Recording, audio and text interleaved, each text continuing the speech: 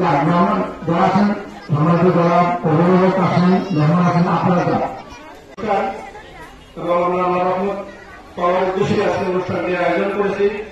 সেজন্য একটু কষ্ট হলেও সকলে ধৈর্য এবং আন্তরিকতার সাথে আমাদের সময় দেবেন। আমাদের চেহারা একজনের সাথে আরেকজনের মিল নেই। আল্লাহ তাআলা আমাদের মুসলিম উম্মাহর আশা পূরণ হবে এটা আমরা আশা করছি। কতটুকু আমরা যেতে পারি আমরা আজকে এলাকাবাসীর কাছে অভিভাবক মন্ডলীর কাছে দোয়া চাই। আমরা চেষ্টা করে যাচ্ছি আমাদের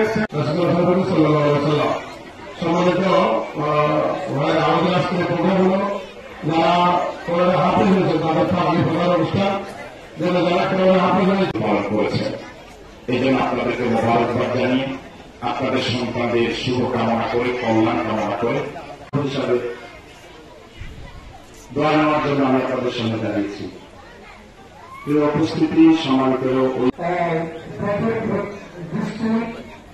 আকর্ষণ বা সঠিক পথের সন্ধানকারী যার কাছে থাকবে ম্যাগনেট সে দামি হয়ে যাবে।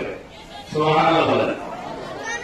এটা আমি ততটুকু মেধাই আমরা চাই যে পীরের কাজে লাগাতে, কিন্তু وقال رسول الله صلى الله عليه وسلم بعثت معلم أيها المستمعون المقربون ইসলামী জমিন ইসলামকে প্রতিষ্ঠিত করা কমপ্লিটলি চ্যালেঞ্জ, শুধু এখানে না পৃথিবীর সব জায়গায়।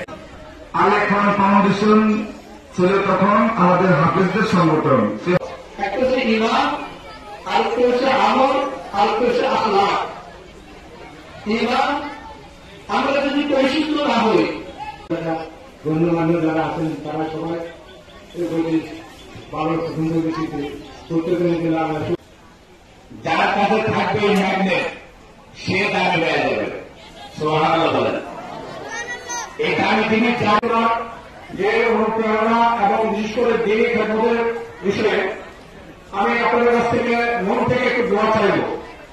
যিনি বেশি কাজ করেন আমার কাছে বেশি পরীক্ষায় অবতীর্ণ করেন, আবার তিনি আমাদের যারা পরবর্তীতে এখনো 25 পারা 24 পারা অনুষ্ঠান শ্রমী প্রদান এবং সার্টিফিকেট প্রদান এই অনুষ্ঠানকে আমরা